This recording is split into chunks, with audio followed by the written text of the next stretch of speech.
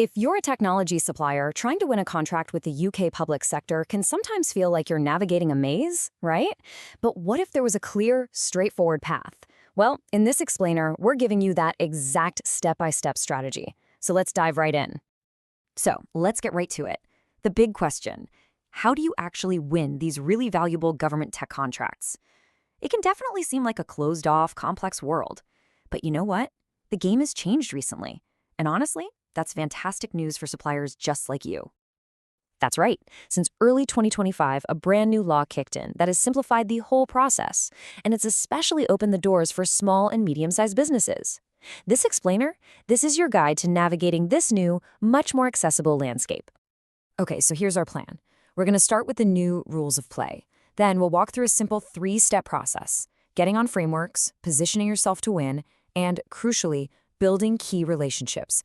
And to wrap up, we'll look at building out a strategic plan for some serious long-term growth. First up, the new rules of play. Look, to win any game, you have to understand the field you're on. And since early 2025, that field has been completely redesigned. The absolute game changer is the Procurement Act 2023.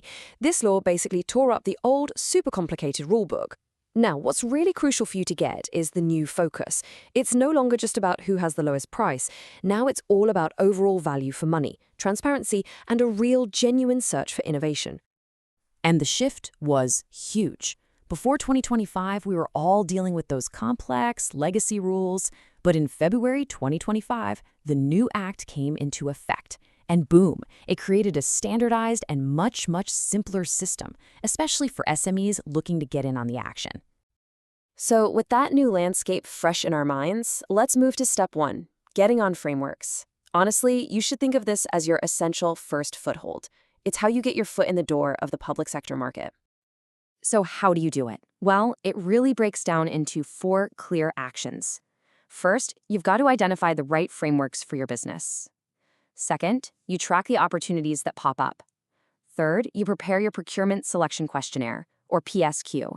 This is basically your formal application to prove you meet all the basic standards.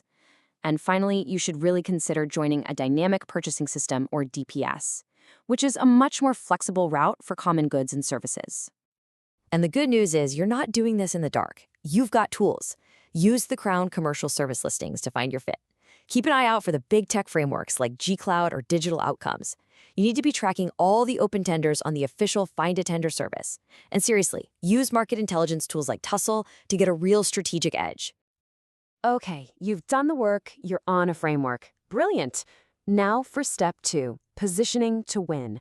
This is where you go from being just another name on a very long list to the supplier they feel they absolutely have to choose. And this, right here, represents a massive shift in thinking. It used to be that just having the best tech was pretty much enough. Now, that's just the ticket to the game. The new focus is all about combining your technical skill with demonstrable social value. And look, this isn't just some fluffy buzzword. It's a scored, weighted part of the bid. It can mean showing how you're supporting local jobs or how your operations are helping the environment. Understanding this is absolutely key. So, how do you actually prove it? Well, you link your solution directly to what the government cares about, their big policy priorities, like net zero or the big push for AI adoption. You showcase measurable social impact, real-world stuff like creating apprenticeships. And again, you've got to use data tools to find out exactly which departments need what you're selling so you can tailor your pitch perfectly.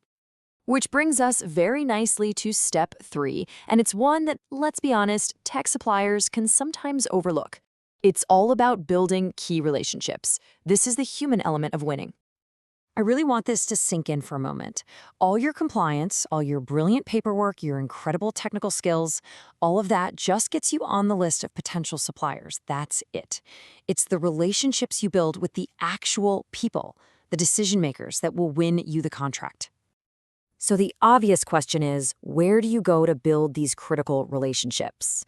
Well, you have to consider an event like the DigiGov Expo. And why?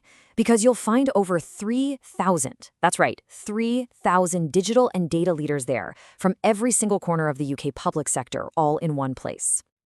So why is this so unbelievably crucial? because this is where you meet the actual decision makers from central and local government, from the NHS. You get to hear their priorities straight from them. You can present your innovations. You can network with potential partners. It is, by far, the most effective way to turn your company from just a name on a page into a trusted partner they want to work with. All right, finally, let's talk about putting together your strategic growth plan. Because look, winning one contract is great, but building a truly sustainable public sector business, that requires maintaining momentum. This means you've got to be constantly tracking policy and funding shifts. It means taking advantage of the free e-learning the Cabinet Office provides so you stay perfectly aligned with what buyers are thinking. And it means being smart. If you're a smaller firm, partner up. Become a subcontractor to get that early experience and traction. And why does all this strategy actually matter? Because the opportunity here is just enormous. The 2025 budget alone was predicted to pump a staggering £3.25 billion of new funding into digital transformation. This is a massive growth market, and you need to be positioned to capture your share. So let's just bring it all together one last time. The roadmap is clear, right? Use tools like Tessel to find your frameworks. Use FTS to track the tenders. Get your compliance and your PSQ docs in perfect order. Engage live with real buyers at crucial events like the DigiGov Expo. And above all, demonstrate your unique value by aligning with the new priorities of the Procurement Act.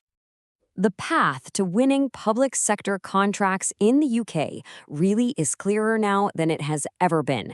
You have the roadmap. You know the steps. The only question left is, what's your first one going to be?